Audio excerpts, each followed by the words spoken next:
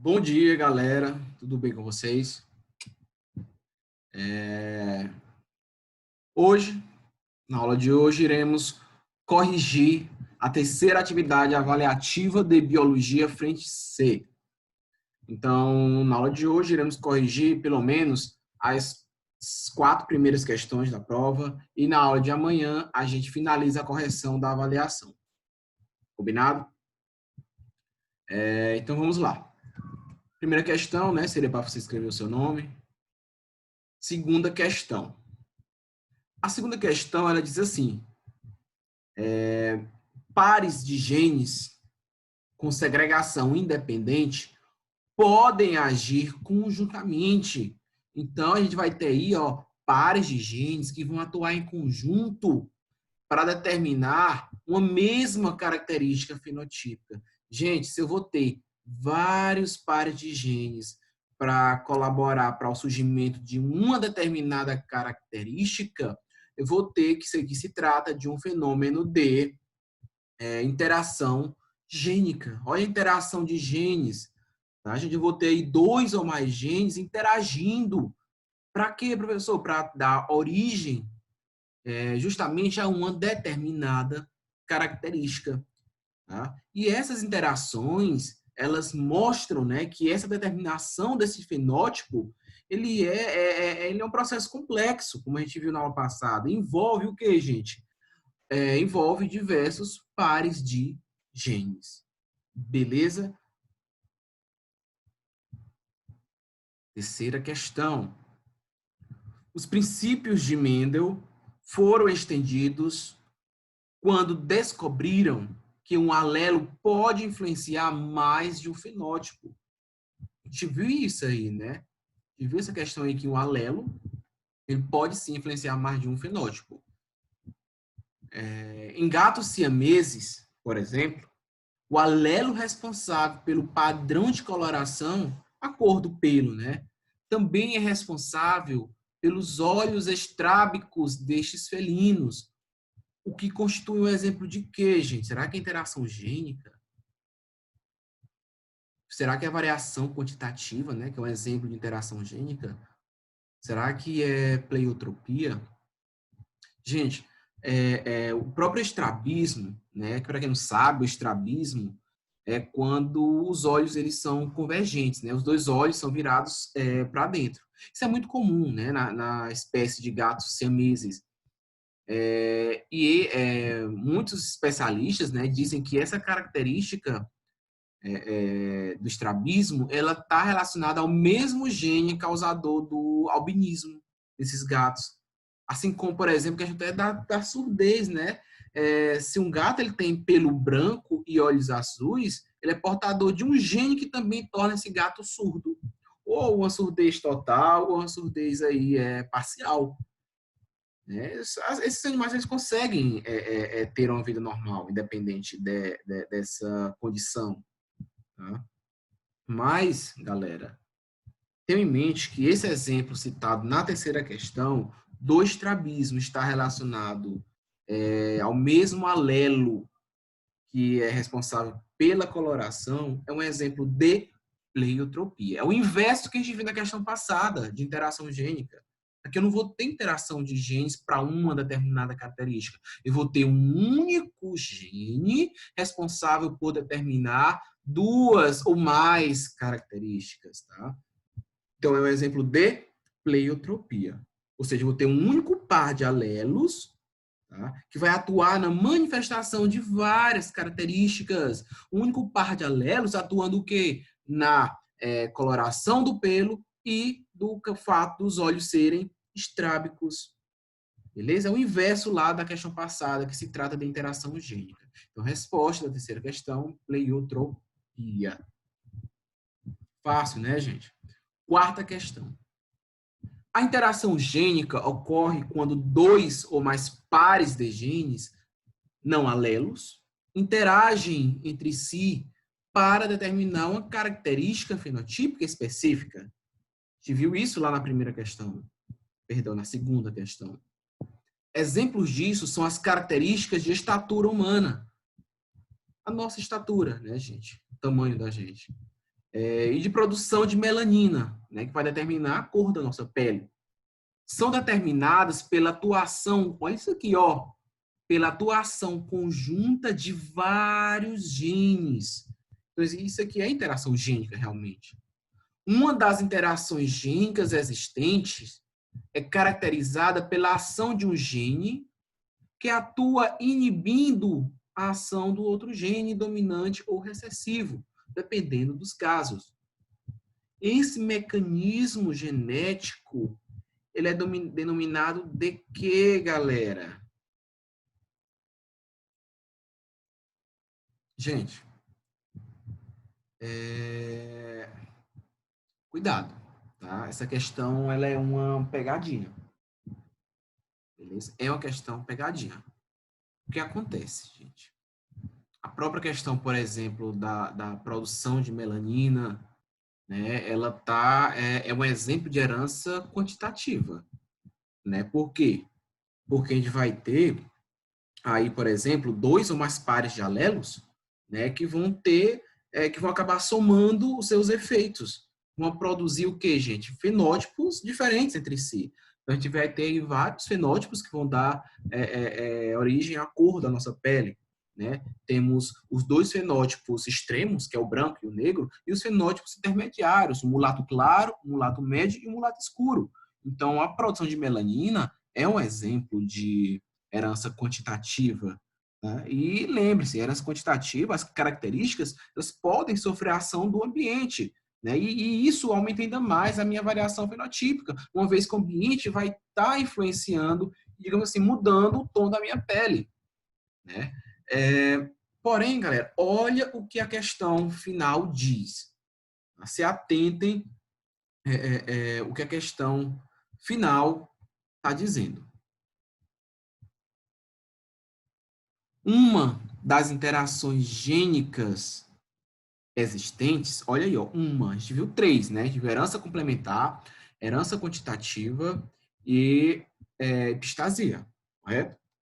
É determinada pela ação de um gene, olha isso aqui, ó, um gene que atua inibindo a ação do outro gene, seja ele dominante ou recessivo, dependendo dos casos. Esse mecanismo genético eu chamo de quê, gente? De epistasia. Então, cuidado, tá? A questão é só uma pegadinha.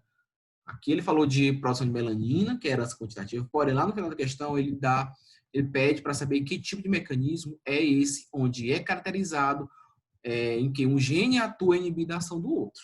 Isso aqui é um exemplo de epistasia, né? Onde eu vou ter, que no caso é uma situação em que eu vou ter a expressão de um gene que vai ser suprida pela ação do outro. Lembrando que no caso de epistasia, eu vou ter o alelo epistático, que é o alelo que vai inibir, e o hipostático, que é o alelo inibido.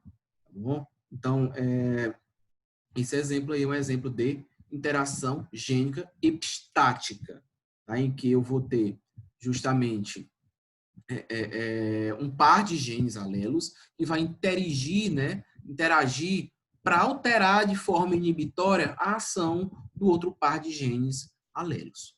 Resposta, letra C, epistasia.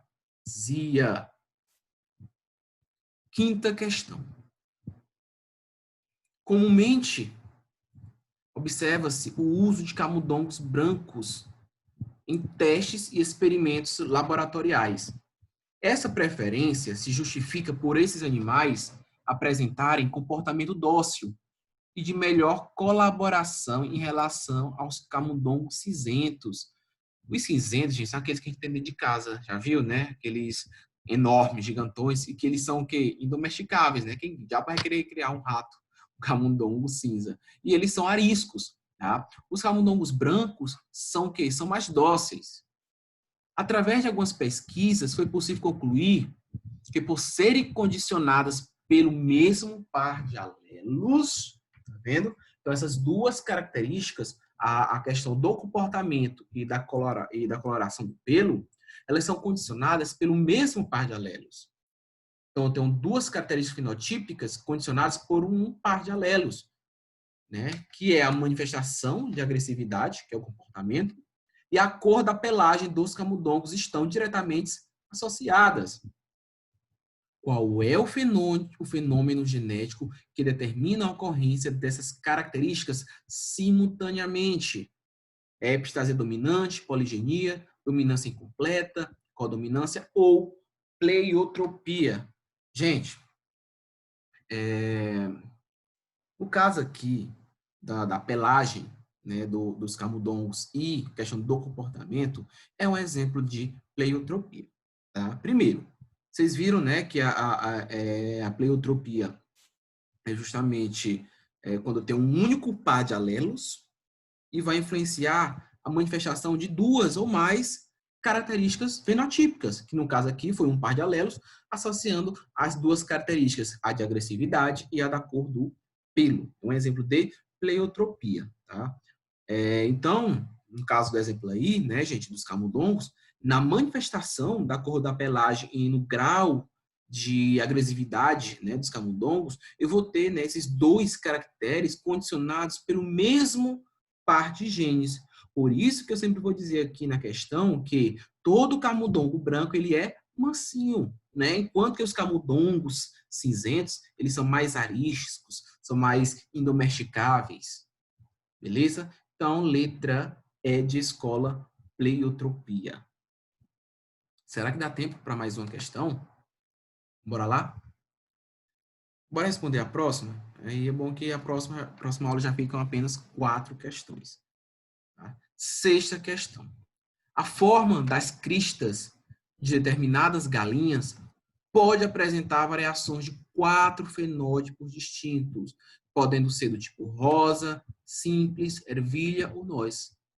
Essas características são predeterminadas por dois pares de alelos, com dominância N para nós e exão para ervilha. O tipo simples aparece quando há o quê? Um alelo dominante de cada par no indivíduo. Já o tipo rosa, determinado pela forma duplo recessiva. Vamos supor, essa questão, ó, deu para printar lá no Paint para a gente responder, galera. Só um instante.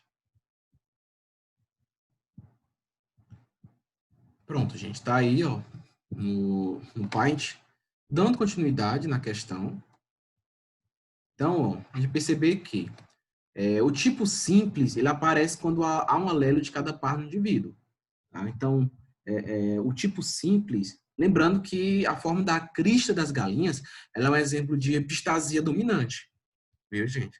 Então, bora colocar aqui os possíveis fenótipos e os possíveis genótipos, né?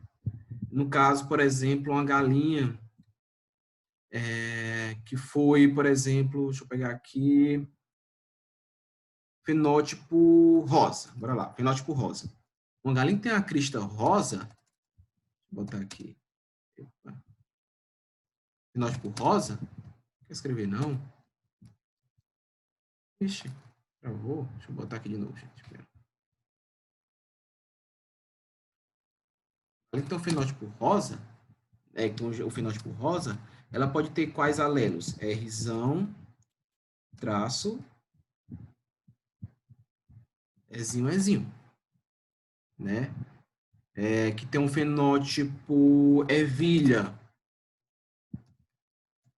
Então, o fenótipo ervilha vai ser o quê? Rzinho, Rzinho, Ezão, traço. O fenótipo de nós, né, é o que é todo dominante, né? Rzão, traço, Ezão, traço. Isso seguindo aquela proporção de Mendel que a gente já bateu firme, tá, gente? E o simples, ele é todo recessivo, tá bom? Já tem aí os supostos fenótipos e genótipos. Aí ele pergunta o seguinte: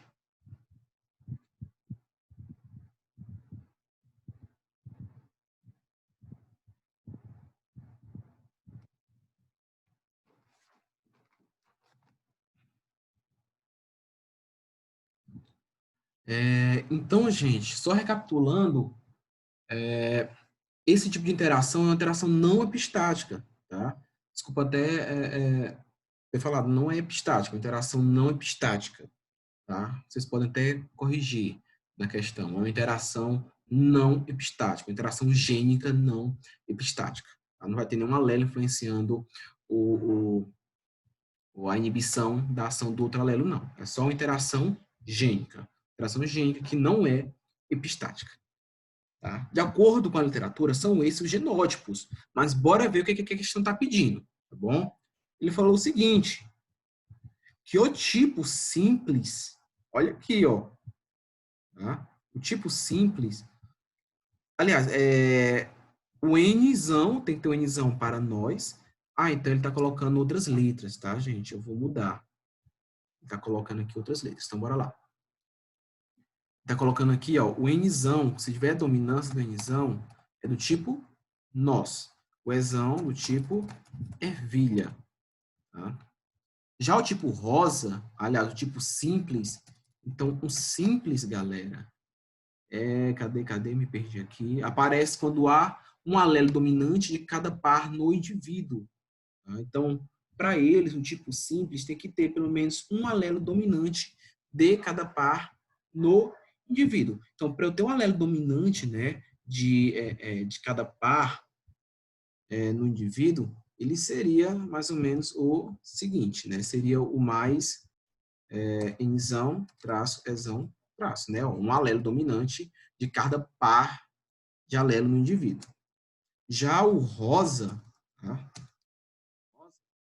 É pela forma duplo recessiva. Então, o rosa, gente, seria esse aqui, ó, o Nzinho, Ezinho. Beleza? O ervilha tem que ter o alelo dominante ezão, então, caso o ervilha vai continuar sendo Nzinho, ezão, traço. E o de nós, né, vai continuar sendo, até nós, vai continuar sendo, tendo o alelo Nzão, traço, Ezinho. Tá? Tendo o alelo dominante. Beleza? Então, ele meio que inverteu aqui o simples, né, com rosa, talvez. Então, gente, houve essa invertida aqui, porque eu estou me baseando na questão, mas a literatura, ela aborda esse genótipo como genótipo correto. Tá bom? Vamos supor que é uma galinha de crista simples foi cruzada, então, galinha de crista simples, vou botar o nome logo, viu, gente? Simples, foi cruzada com uma de crista de nós. Então, uma de crista simples foi cruzada com uma de crista nós, gerando entre seus descendentes 3/8 com a crista nós, 3/8 com crista simples, 1/8 rosa e 1/8 com crista ervilha. Pronto. Tá bom? Foi gerado essa proporção. Tá? Lembrando que essa proporção ela deve seguir, gente, 9/3/3/1. Tá? Seria a proporção mais coerente. Só que, no caso aqui, não. No caso aqui, foram apenas 8 indivíduos. Tá bom?